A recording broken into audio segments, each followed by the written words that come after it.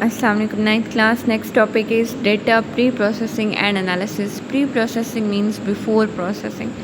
Data pre-processing is the first and most important step in working with data. It involves getting the data ready for analysis by cleaning and organizing it. Example is, think of it like preparing ingredients before cooking a meal. You need to wash, chop and measure everything so that the cooking process goes smoothly. Data pre processing के अंदर सबसे ज़्यादा important चीज़ क्या है कि आपका data organised हो, आपका डेटा अरेंज्ड होना चाहिए, आपका डेटा वैलिड होना चाहिए। एग्जांपल आपके पास इसने क्या दी हुई है कि जैसे कि आप खाना बनाने लगते हैं तो सबसे पहले आप ये चीज़ चेक करते हैं, आप क्या देखते हैं कि आपके इंग्रेडिएंट्स क्या हैं। ठीक है, आपने क्या करना है, आपने सबसे पहले उसको वॉश करना है। ठीक है, देन आपने क्या करना है, उनको चॉप करना होता है, ठीक है, काटना होता है। इसके बाद आप क्या करते हो, क्वांटिटी चेक करते हो ताकि आपका जो खाना बनाने का प्रोसेस है वो सही तरीके से जाए। ठीक है, तो इसी तरह आप डेटा प्री प्रोसेसिंग के अंदर भी ये चीज़ चेक करते हैं कि आपका डेटा प्रॉपर सीक्वेंस के अंदर होना चाहिए ताकि आप उस पर सही अच्छे तरीके से जो है वो वर्किंग कर सकें। Next is data pre processing techniques. In data pre processing we use various techniques to ensure the data is accurate and ready for analysis. ये चीज़ चेक करने के लिए कि आपका डेटा एक्यूरेट है या नहीं है। ठीक है, कुछ टेक्निक्स को आप फॉलो करोगे। फर्स्ट आपके पास है evaluating data quality. Before using data we need to check its quality ensuring it is accurate, complete and reliable. Some time आपके पास क्या होता है, डेटा इनकम्प्लीट होता है, प्रॉपर टॉपिक के रिलेटेड नहीं होता, या फिर आपके पास क्या होता है, कुछ डेटा मिसिंग होता है, तो जिसकी वजह से आपके पास कुछ ना कुछ एरर्स आते हैं। We ask question like is any data missing. हम ये पूछ सकते हैं कि हमारा कुछ डेटा मिस तो नहीं है, कुछ रह तो नहीं गया। Are there errors or incorrect entries, कुछ आपने गलत इंटर तो नहीं कर दिया।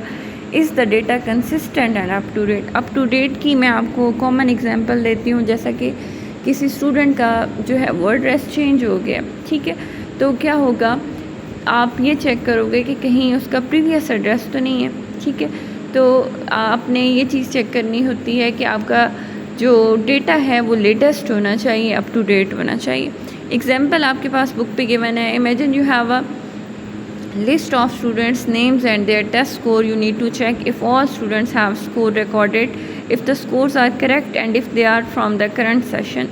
सपोज़ करें कि आपके पास क्या है, मेरे पास जैसा कि एक कंप्यूटर के स्टूडेंट्स की लिस्ट है, तो मैं ये चेक करूँगी कि सारे नेम्स हैं उसके अंदर। ठीक है, और टेस्ट स्कोर सही तरीके से इंटर हुआ हुआ है या नहीं है, यानी कितने उन्होंने मार्क्स दिए हैं कंप्यूटर के अंदर। प्लस मैं ये चीज़ चेक करूँगी कि अभी जो मेरे पास करंट सेशन के बच्चे हैं इनके ही नेम हैं। ये भी तो पॉसिबल है कि कोई गलती से मैंने पिछले सेशन के बच्चे का मार्क्स जो है वो इंटर कर दी हूँ। ठीक है, तो ये सारी चीज़ें चेक होंगी, यानी प्रॉपर लिस्ट को आप चेक करोगे, नेम को चेक करोगे, मार्क्स को चेक करोगे। ठीक है, ये सारी चीज़ें चेक होंगी। Next technique is identifying errors, outlier and biases. Error के लिए आप कंप्यूटर के अंदर एक कमांड यूज़ करते हो, that is bug. Errors are the mistakes in the data. For example, if the data is within a valid range, for example, if maximum marks of a subjects are 100 and student score is recorded as 105, it is clearly an error because score can't exceed 100। जैसे कि किसी एक बच्चे के marks जो हैं वो गलती से 105 इंटर हो गए हैं, जबकि उसके टोटल मार्क्स जो थे वो 100 थे, तो इट मीन्स क्या है कि मैंने उसके अंदर क्या किया है, उसके अंदर कोई एरर आ रहा है, कुछ गलत इंटर कर दिया। Next is, what is an outlier? Define outlier. Outliers are the unusual extreme values that don't fit the pattern of the rest of the data. For example, in a list of test score, if the most students score between 50 and 80 but one student scored 5, the score 5 is an outlier. मेरे पास computer के अंदर maximum students के 50 या 80 marks आ रहे हैं, लेकिन एक student ऐसा है जिसके 5 मार्क्स आ रहे हैं, तो 5 क्या होगा, 5 एक एक्सट्रीम वैल्यू है जो कि मेरे पास पैटर्न के अंदर फिट नहीं आ रही, तो 5 is an outlier. Biasness means या बाइसेस मीन्स या डिस्क्रिमिनेशन मीन्स फ़र्क करना।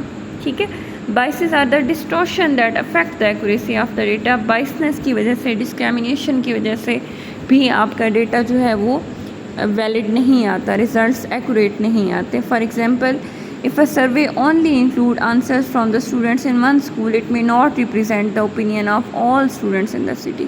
हर स्टूडेंट की अपनी राय होती है, ठीक है। लेकिन मैंने क्या किया, एक ही स्कूल का, एक ही क्लास का अगर डेटा कलेक्ट किया है तो क्या होगा, इसके अंदर बाइसनेस शो होगी। Hence, if you want to analyze opinion of entire city students, when this data would be biased due to the limited sample.